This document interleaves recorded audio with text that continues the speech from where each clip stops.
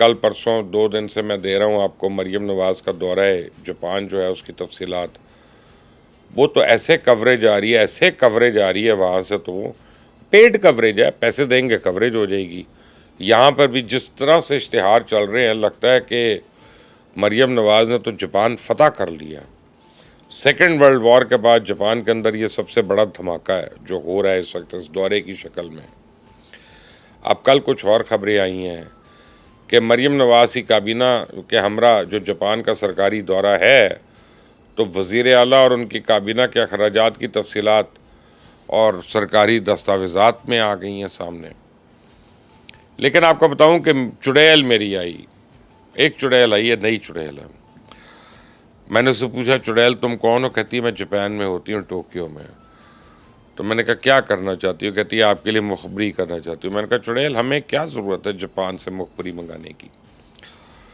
تو کہنے لگی آپ کی تو وزیر اعلیٰ آئی ہوئی ہیں یہاں پہ, پرائیویٹ پلین میں آئی ہیں, جس پلین کے یعنی پارکنگ جو ہے وہ پتہ نہیں کتنے $1000 ہے ایک گھنٹے کی. جس پلین کی جو ٹریولنگ ہے فلائٹ ہے وہ $10,000 پر آور ہے. اس پلین پر آئی ہیں. دنیا کی پہلی سی ایم ہے جو اس طرح سے پرائیویٹ طیاروں میں آئی ہیں, اور ان کی ٹیم آگے پیچھے دوسری طریقوں سے آئی ہے. اور ابھی تو یہ آنیاں جانیاں رہیں گی یہاں پہ تو خرچے ہو رہے ہیں. تو میں نے کہا چڑیل ٹھیک ہے تم میرے لیے مخبری کرو. اتفاق سے یہ جاپانی چڑیل یہ بھی گنجی نکلی. خیر ہمیں جو چڑیل بھی ملتی ہے گنجی ہوتی ہے. لیکن اب یہ پتہ چلا ہے کہ سرکاری دستاویزات کے مطابق وزیر اعلیٰ پنجاب مریم نواز شریف کابینہ اراکین کے ہمراہ جاپان کے سرکاری دورے پہ جو روانہ ہوئی ہیں, جہاں پہ لگژری قیام ہے, قیمتی تحائف, لگژری گاڑیوں پہ سفری سہولیات اور دیگر اخراجات شامل ہیں. سٹی یعنی پورا ٹور ہے وہاں پہ. تو ہمیں جو اب پتہ چل رہا ہے اور جو مختلف چڑیلیں بتا رہی ہیں کہ سرکاری دستاویزات کے مطابق اس دورے کے لیے ابتدائی طور پہ 9 یا 10 کروڑ کا تخمیناتا اندازہ تھا. لیکن محکمہ خزانہ پنجاب نے کہا نہیں چیف منسٹر آپ پلیز یہ 10 کروڑ آپ خرچ کریں گے اچھا نہیں لگے گا, ہم آپ کو 16 کروڑ دے دیتے ہیں. تخمینہ 10 کروڑ کا مل گئے 16 کروڑ, اور 16 کروڑ ایڈوانس منظور ہو گیا. اور یہ نہیں کہ آپ خرچ کریں اور رسیدیں دیں اور لے لیں, نہ. پنجاب بورڈ آف انویسٹمنٹ کو یہ بھی احکامات بھی جاری کر دیے گئے کہ دے دو یہ رقم اخراجات پورے کرنے کے لیے ایڈوانس کے طور پہ فراہم کی گئی ہے.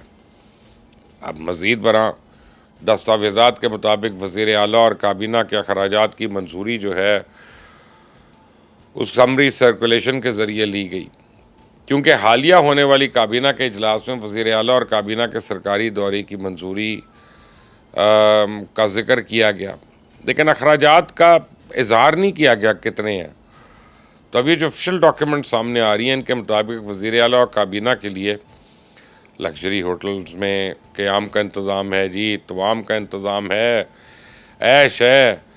تھائی لینڈ میں بھی 1 روزہ قیام کے لیے شانگریلا پلس بینکاک جو ہے وہاں پہ اس کا بندوبست کیا گیا. جاپان میں بھی لگژری ہوٹلز ہیں, لگژری کارز ہیں, ساروں کے لیے بک کیے گئے ہیں.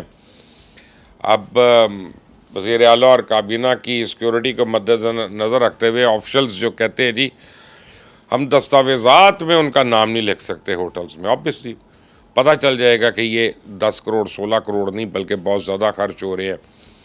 چڑیل میری یہ کہتی ہے, اب مجھے نہیں پتہ صحیح ہے کہ غلط ہے, چڑیل کہتی ہے کہ جاپان کے اندر $1.2 ملین مختص کیا گیا لابنگ فرم کے لیے جو مختلف لوگوں سے ملاقاتیں کرائے گی, اور ملاقاتیں میرے جیسے لوگ ہی ہیں, بلکہ شاید میرے سے بھی کئی گزرے لوگ ہیں.